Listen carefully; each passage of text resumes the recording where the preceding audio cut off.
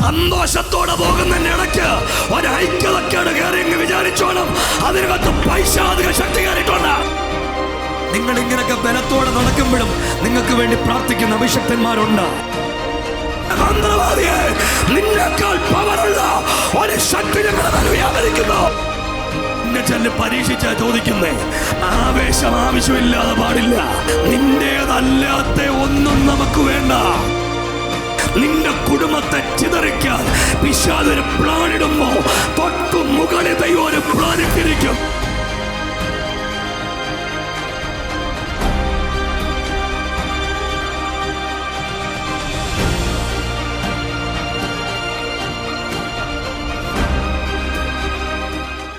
ഒരു വാക്യം ചിന്തിച്ച് പോകാൻ തുടങ്ങുകയാണ്. വായിക്കുന്നു പ്രവർത്തികളുടെ പുസ്തകം, അപ്പോസ്തല പ്രവർത്തികളുടെ പുസ്തകം 8-ാം അധ്യായം 1-2 വാക്യങ്ങൾ നമ്മുടെ ചിന്തയ്ക്ക് വേണ്ടി നമ്മൾ വായിക്കാൻ തുടങ്ങുന്നു. പ്രവർത്തികളുടെ പുസ്തകം 8-ാം അധ്യായം 1-2 വാക്യങ്ങൾ. അവനെ കൊല ചെയ്തത് ശൗലിന് സമ്മതമായിരുന്നു. അന്ന് യെരുശലേമിലെ സഭയ്ക്ക് ഒരു വലിയ ഉപദ്രവം നേരിട്ടു. അപ്പോസ്തലന്മാർ ഒഴികെ എല്ലാവരും യഹൂദ്യ ശമരിയ ദേശങ്ങളിൽ ചിതറിപ്പോയി. ഭക്തിയുള്ള പുരുഷന്മാർ സ്തെഫാനോസിനെ അടക്കം ചെയ്തു. അവനെക്കുറിച്ച് വലിയൊരു പ്രലാപം കഴിച്ചു. എന്നാൽ ശൗൽ വീട് തോറും ചെന്ന് പുരുഷന്മാരെയും സ്ത്രീകളെയും പിടിച്ചിഴച്ച് തടവിൽ ഏൽപ്പിച്ചുകൊണ്ട് സഭയെ മുടിച്ചു പോന്നു. ചിതറിപ്പോയവർ വചനം സുവിശേഷിച്ചു. ഈ വാക്യം വായിച്ചിട്ട് അത്ര സന്തോഷമൊന്നുമില്ലല്ലോ അല്ലേ? പക്ഷെ സുന്ദരം വാക്യം ഇതിനകത്തൊന്ന് ചിന്ത പറയാൻ പോവാട്ടോ.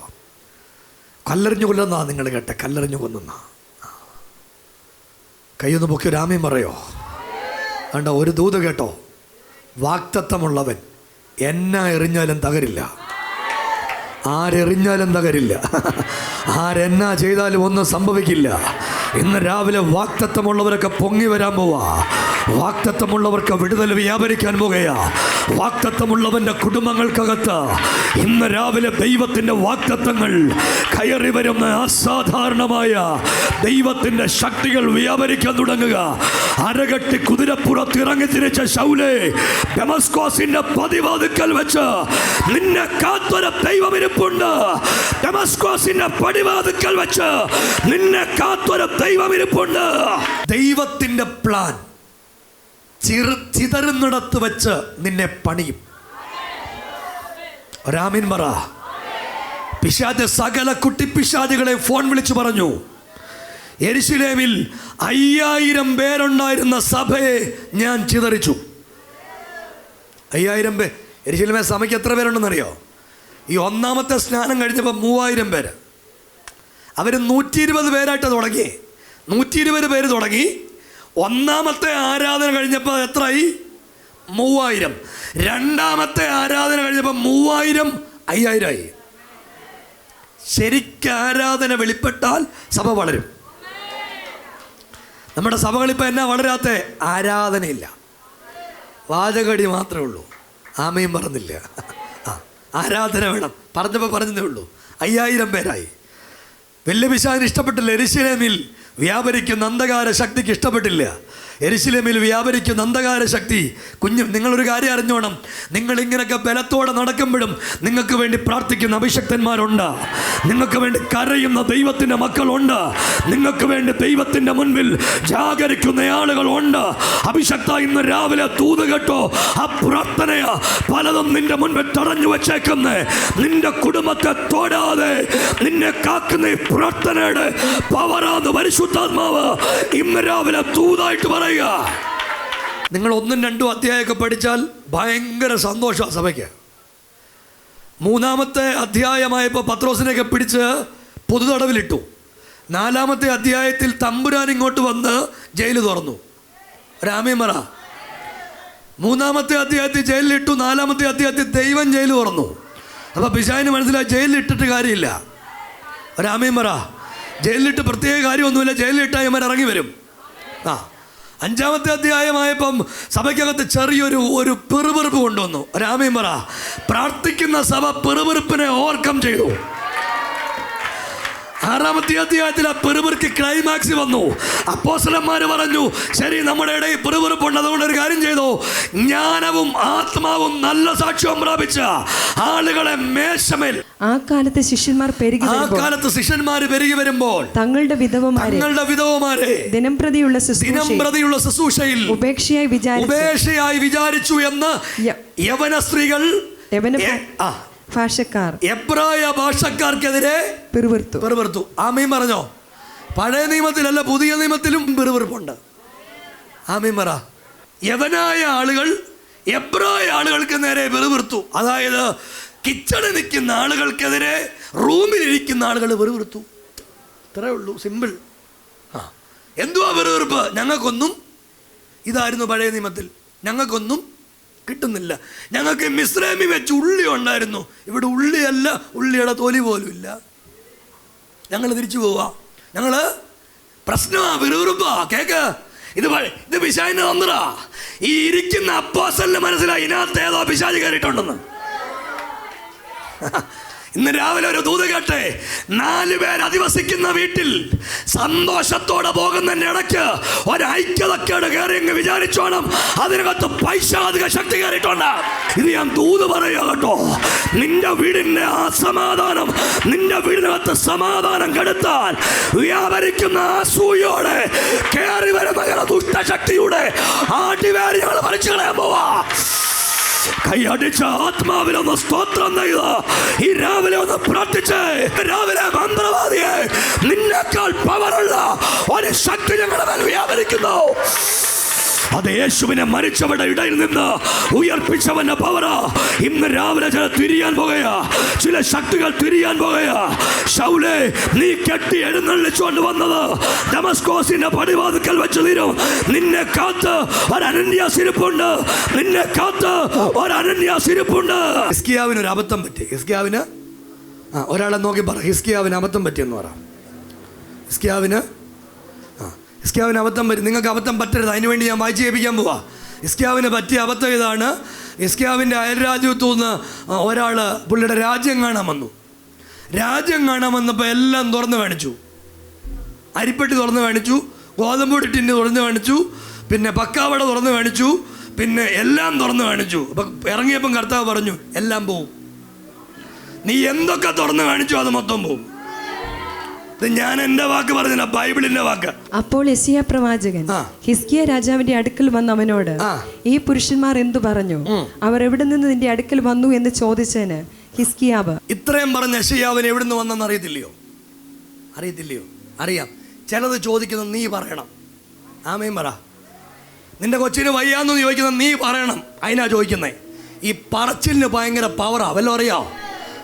ഈ യാക്കോബ് എന്ന് പറഞ്ഞ മനുഷ്യൻ ഒറ്റ പറച്ചിൽ പറഞ്ഞു, ഞാന് ഏശാവല്ല യാക്കോവാ.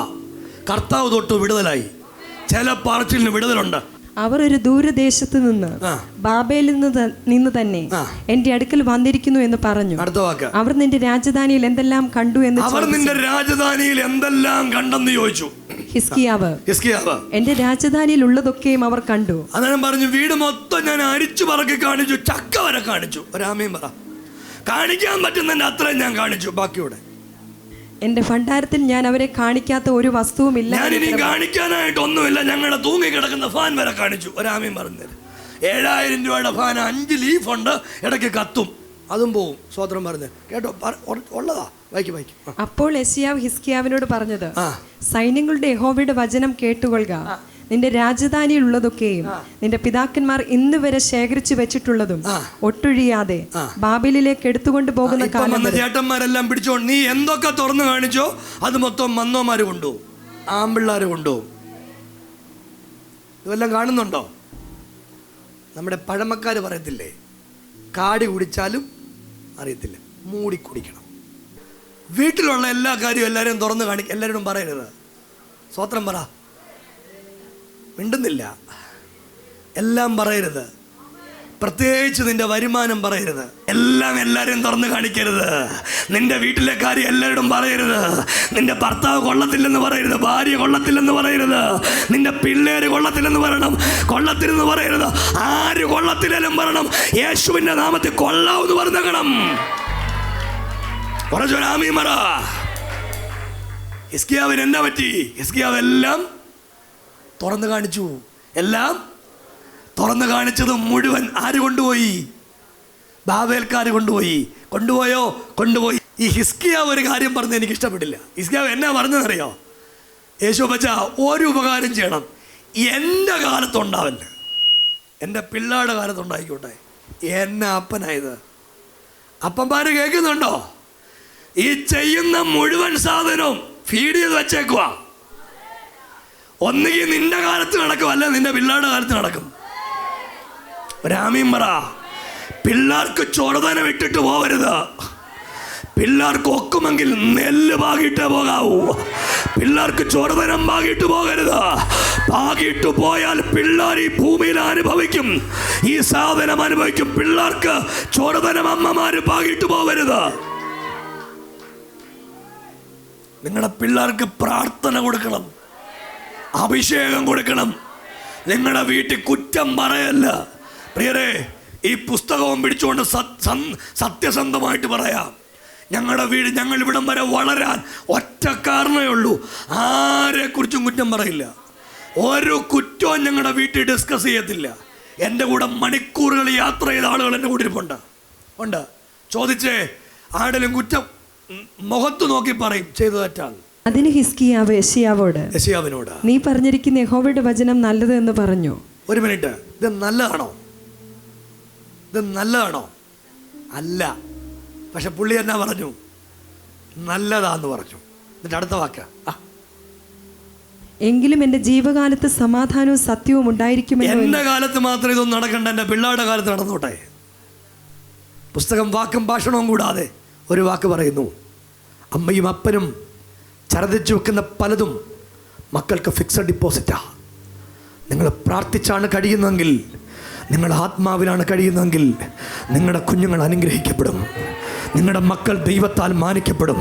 എൻ്റെ അമ്മ എന്നെ കുഞ്ഞിലെ പഠിപ്പിച്ച 2ാം ക്ലാസ്സിൽ വെച്ച് എൻ്റെ അപ്പൻ്റെ 5 രൂപയും മോട്ടിച്ചുകൊണ്ട് സ്കൂളിലോട്ട് പോവാൻ ഞാൻ 5 രൂപ. അമ്മ മേശപ്പുറത്ത് നോക്കിയപ്പം 5 രൂപ കാണുന്നില്ല. അമ്മയ്ക്ക് മനസ്സിലായി എടുത്തത് ഞാനാ. അമ്മ അവിടുന്ന് ഒരു പാഞ്ചിക്കമ്പൊക്കെ വെട്ടിക്കൊണ്ടെങ്കിൽ പോകുന്നു പുറകിൽ. സ്കൂളിൻ്റെ ഇടവഴി വെച്ച് എന്നോട് ചോദിച്ചു, പൈസ എടുത്തോടാന്ന് ചോദിച്ചു. ഞാൻ പറഞ്ഞില്ലെന്ന് പറഞ്ഞു. ബാഗിൽ നമ്മ പൈസ എടുത്തിട്ട് അവിടെ നിന്ന് അടിച്ചു, സ്കൂളിൻ്റെ വാതുക്ക വരെ അടിച്ചു. അവിടെ ചെന്നോട് കെട്ടിപ്പിടിച്ചിട്ട് 2 കവളത്ത് ഉമ്മ എന്നിട്ട് പറഞ്ഞു, പൊന്നുമോനെ, വിശന്നു പൊരിഞ്ഞാലും മോഷ്ടിക്കരുത്, ആരുടെയും ഒരു പണവട പൈസ എടുക്കരുത്. എനിക്ക് വയസ്സ് 42. ഇന്ന് വരെ ഒരു മനുഷ്യൻ്റെ പല സ്ഥലത്തും പല പണവും അവരറിയാതെ എനിക്ക് വന്നിട്ടുണ്ട്. അതുകൊണ്ട് ഞാൻ കഴിഞ്ഞ ദിവസം ഒരു കാര്യം പറയാം, ഒരാൾക്ക് 1500 രൂപ ഇട്ട് കൊടുക്കണം, അതിന് പകരം 15000 രൂപ ഞാൻ ഇട്ട് കൊടുത്തു. അവരെന്നെ വിളിച്ചിട്ട് പറഞ്ഞു, അച്ഛാ, ഇട്ടത് 15000, എനിക്ക് തരേണ്ടത് 1500, ബാക്കി പൈസ എനിക്ക് ഇട്ട് തന്നു. എൻ്റെ പേഴ്സ് പോയിട്ടുണ്ട്, പക്ഷേ എനിക്ക് എടുത്ത ആൾ തിരിച്ചു കൊണ്ട് തന്നിട്ടുണ്ട്. അതെന്നാ, അർഹതയില്ലാത്ത ഒന്നും ഇന്ന് വരെ എൻ്റെ കയ്യിലില്ല. മരിക്കുന്ന അന്ന് വരെ അങ്ങനെ മരിക്കണം എന്നൊരൊറ്റ ചിന്ത മാത്രമേ എൻ്റെ മനസ്സിലുള്ളൂ. യേശു തരുന്നതല്ലാതെ ഒന്നും വേണ്ട, അതിൽ കൂടുതൽ ഒന്നും ഒതുകുകയില്ല. പിള്ളേരെ പഠിപ്പിക്കുമ്പോൾ അമ്മമാര് കേൾക്കണം, നിന്റേതല്ലാത്ത ഒന്നും നീ എടുക്കല്ല. രാമീമറ, എത്ര രാജ്യത്തിൽ എത്ര വീട്ടിൽ പാർത്തയാളാ ഞാൻ. 18ാമത്തെ വയസ്സിൽ ഇവിടുന്ന് ദുബൈയിൽ ഞാൻ പോയി. 9 രാജ്യങ്ങളിൽ പോയിട്ടാ തിരിച്ച് ഞാൻ വന്ന ആ പ്രാവശ്യം. ഒരു ഫസ്റ്റ് ക്ലാസ് ടിക്കറ്റിൽ എത്ര കൊണ്ടുവരാമോ അത്രയും കൊണ്ടുവന്ന് 500 കിലോ കാർഗോയും അവരെനിക്ക് അയച്ചു തന്നു. എന്തുവാന്നറിയാമോ? അവരെന്നെ അവിടെ കൊണ്ടുവന്നിട്ട് ടെസ്റ്റ് ചെയ്തു. എനിക്ക് ടെസ്റ്റ് ചെയ്യാമെന്ന് അറിയത്തില്ലായിരുന്നു. രാമീമറ, എനിക്ക് ടെസ്റ്റ് ചെയ്യാമെന്ന് അറിയത്തില്ല. അവരെന്നെ ഒരു സ്ഥലത്ത് കയറ്റി വിട്ടിട്ട് പറഞ്ഞു, ഇഷ്ടമുള്ളതൊക്കെ എടുത്തോളാം, കുഞ്ഞു പ്രായമല്ലേ, ഇഷ്ടമുള്ളതൊക്കെ എടുത്തോളാൻ പറഞ്ഞു. യേശു എന്നോട് പറഞ്ഞു, ഒന്നും എടുക്കല്ലെന്ന്. ഇരുന്നിടത്ത് ഞാൻ ഇരുന്നു. ആ മനുഷ്യൻ 1/2 മണിക്കൂർ കഴിഞ്ഞിട്ട് ചോദിച്ചു, പാസ്റ്റർ ബില്ല് കൊടുക്കാൻ എന്നെ എടുത്തു. ഞാൻ പറഞ്ഞു, ഒന്നും എടുത്തില്ല, എടുക്കണ്ടെന്ന് യേശു പറഞ്ഞു, അതുകൊണ്ടൊന്നും എടുത്തില്ല. അങ്ങനെ ആ പ്രാവശ്യം ഞാൻ പോരുമ്പോൾ ഞാനൊരു കാര്യം പറയാം, നിന്നെ ചെല്ല് പരീക്ഷിച്ചാ ചോദിക്കുന്നേ. ആവേശം ആവശ്യമില്ലാതെ പാടില്ല. കൈ ഉയർത്തി ഒരു ആമീൻ പറ. നിന്റേതല്ലാത്ത ഒന്നും നമുക്ക് വേണ്ട. അപ്പോസ്തലന്മാർ പിറുപിറുപ്പ് തുടങ്ങി. ആദിമസഭയിൽ പിറുപിറുപ്പ് ആരംഭിച്ചു. പൗലോസിന് മനസ്സിലായി, അവിടെ നിൽക്കുന്ന പത്രോസിന് മനസ്സിലായി, അവിടെ നിൽക്കുന്ന അപ്പോസ്തലന്മാർക്ക് മനസ്സിലായി, ഏതോ ഒരു പൈശാചിക ശക്തി നമ്മുടെ അകത്ത് കയറിയിട്ടുണ്ട്. അതുകൊണ്ട് ഐക്യത നഷ്ടപ്പെടുത്തുന്ന പൈശാചിക ശക്തിയാണ്. ഒരാമീൻ പറ. വീട്ടിൽ ഐക്യത പോകുന്നതിൻ്റെ പുറകിൽ ഒരു പൈശാചിക ശക്തിയുണ്ട്. സഭയിൽ ഐക്യത പോകുന്നതിൻ്റെ പുറകിൽ ഒരു പൈശാചിക ശക്തിയുണ്ട്. ഇന്ന് രാവിലെ സഭ അതിനെ ആട്ടിച്ചു പുറത്താക്കി കുടുംബങ്ങൾക്കകത്ത് ദൈവത്തിൻ്റെ ശക്തിയും സമാധാനവും ഐക്യതയും ദൈവത്തിൻ്റെ കൃപയും ഇന്ന് രാവിലെ വ്യാപരിക്കട്ടെ. കൈയടിച്ചൊന്ന് സ്വീകരിക്കാൻ പറ്റുമെങ്കിൽ അധരമൊന്ന് തുറന്ന് കരമൊന്നടിച്ചൊന്ന് സ്വീകരിച്ച് ഇന്ന് രാവിലെ യേശു എന്നോട് പറയുക, നിങ്ങളുടെ വീട്ടിലേക്ക് ദൈവത്തിന്റെ സമാധാനം ഇറങ്ങി വരാൻ തുടങ്ങുക. ദൈവത്തിന്റെ സ്വസ്ഥത ഈ രാവിലെ ഇറങ്ങി വരാൻ തുടങ്ങുക. ഒരു വാക്കൂടെ 6-ാം അധ്യായത്തിൽ പിറുപിറുപ്പ് ആരംഭിച്ചു. വായിച്ചു കേൾപ്പിച്ചു നിങ്ങളെ.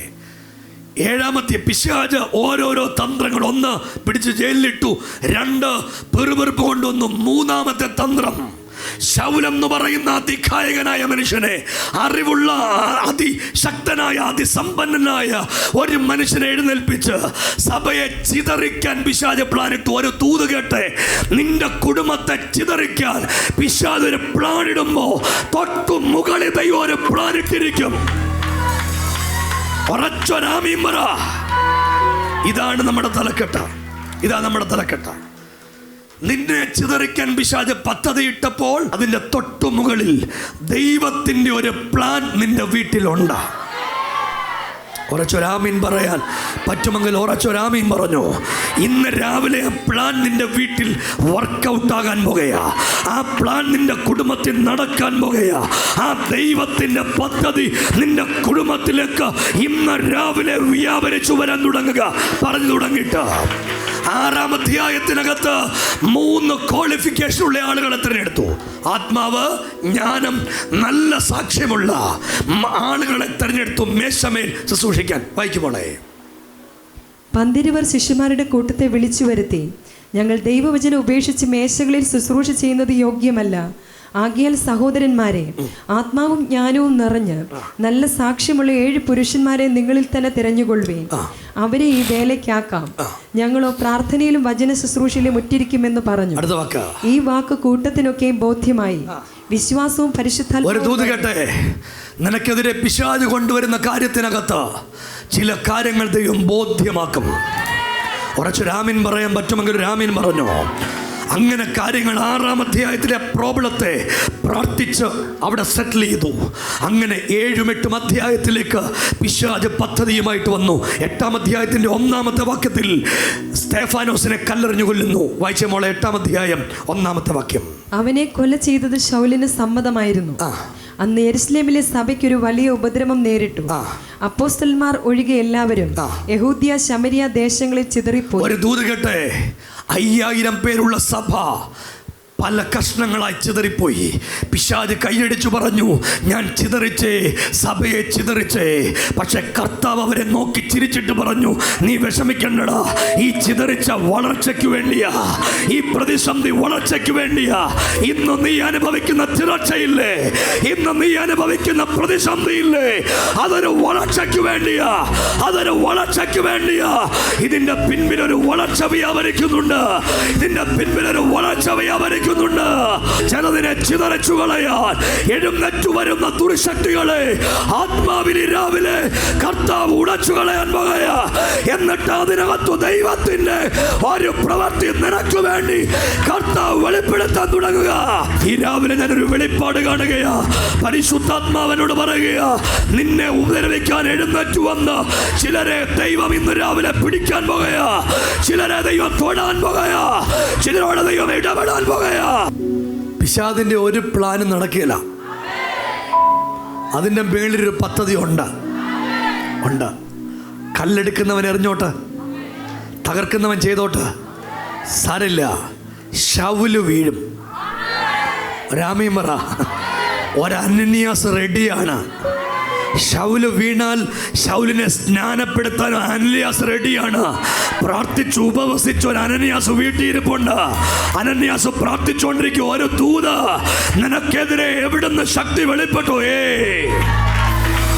ഇന്ന് രാവിലെ അഭിഷക്ത നിന്റെ കുടുംബത്തെ മറവിടങ്ങളിൽ തകർക്കാൻ എവിടെ പിശാച് പദ്ധതി ഉണ്ടാക്കിയോ, എന്റെ ദൈവം അതിന്റെ മുകളിൽ ഒരു ദൈവത്തിന്റെ വലിയ പദ്ധതി ഇന്ന് രാവിലെ ഉണ്ടാക്കിയിട്ടുണ്ട്. പിശാചിന് ചിന്തിക്കാൻ പറ്റാത്ത പദ്ധതി. ഈ ഫറവോന്റെ കൊട്ടാരത്തിൽ നിന്ന് ആമ്പിള്ളാരെ കൊല്ലാൻ ഒരു പദ്ധതി ഇട്ടു അല്ലേ? ജനിക്കുന്ന ആൺകുഞ്ഞുങ്ങളെല്ലാം കൊന്നുകളെ. അങ്ങനെ ഇരിക്കുമ്പോൾ ഈ രാജ്ഞി കുളിക്കാൻ വരുക. എവിടെ? നൈൽ നദിയിൽ. ശരിക്കും ഒരു വാർത്താക്കുറിപ്പ് ഇറക്കേണ്ടതാ. ആര് വരുന്നു? രാജ്ഞി വരുന്നു. ഇതുപോലെ രാജ്ഞി വരുന്നതിന് വഴി ബ്ലോക്ക് ചെയ്യേണ്ടതാ. വഴി ബ്ലോക്ക് ചെയ്തോ? രാജ്ഞി വരുന്നെന്നൊരു വിളംബരം കൊടുത്താൽ അന്ന് മോശയുടെ അപ്പനും അമ്മയും കൊച്ചിനെയും കൊണ്ട് വെള്ളത്തിൽ ഇടാൻ പോവോ? ഇല്ല. പിശാചിന്റെ പ്ലാനേ അങ്ങോട്ട് ചെല്ലുമ്പോൾ ഒന്നുകിൽ മുതല പിടിച്ച് ജീവനോടെ വിഴുങ്ങിക്കളയും. അപ്പൊ പിശാച് നോക്കിയപ്പോൾ ആര് പിടിച്ചില്ല? മുതല പിടിച്ചില്ല. പിശാച് പ്ലാൻ ബി. എന്താണ് പ്ലാൻ ബി? ഫറവോന്റെ പുത്രി വരുന്നു, അവള് ഞെക്കിക്കൊന്നോളും. ദൈവത്തിന്റെ പ്ലാൻ ഫറവോന്റെ പുത്രി എന്നെ എടുത്ത് പാട്ടുപാടി. രാവിയും പറ. ഇന്ന് രാവിലെ പിശാചിന്റെ പ്ലാനിന്റെ മുകളിൽ ദൈവത്തിന്റെ പ്ലാനുണ്ട്. ഒന്ന് കൈയടിച്ച് ഒരു അഭിഷക്ത ഒരു പ്ലാൻ ഉണ്ടെന്ന്. ആ വിചാരകന്റെ പ്ലാനിന്റെ മുകളിൽ ഒരു പ്ലാൻ ഉണ്ട്. പൈശാചിക ശക്തിയുടെ മുകളിൽ ഒരു പ്ലാൻ ഉണ്ട് ദൈവത്തിന്. അതിനെ രാജ്ഞി തന്നെ കയ്യിലെടുത്ത് അതിനെ ചുംബിച്ചു വീട്ടിൽ കൊണ്ടുവന്നു. എൻ്റെ ദൈവത്തിൻ്റെ പ്രത്യേകത എന്നറിയാമോ? ശത്രുക്കൾ കാണുക അവൻ മേശ ഒരുക്കും. നിന്റെ തല എണ്ണ കൊണ്ട് അഭിഷേകം ചെയ്യും. ഇന്ന് രാവിലെ അഭിഷക്ത ഒരു തൂത് ഞാൻ പറയുക. നിന്നെ ഒതുക്കാൻ ആ ഫറവോന്റെ പുത്രിയെ ഇങ്ങോട്ട് വിട്ടേ. നിന്നെ ഒതുക്കാൻ ആ ഫറവോന്റെ പുത്രിയെ വിട്ടത്. പക്ഷെ പിശാചിനെ തെറ്റാൻ പോവാ, മന്ത്രവാദിക്ക് തെറ്റാൻ പോവുക, ആ വിചാരകനെ തെറ്റാൻ പോവാ.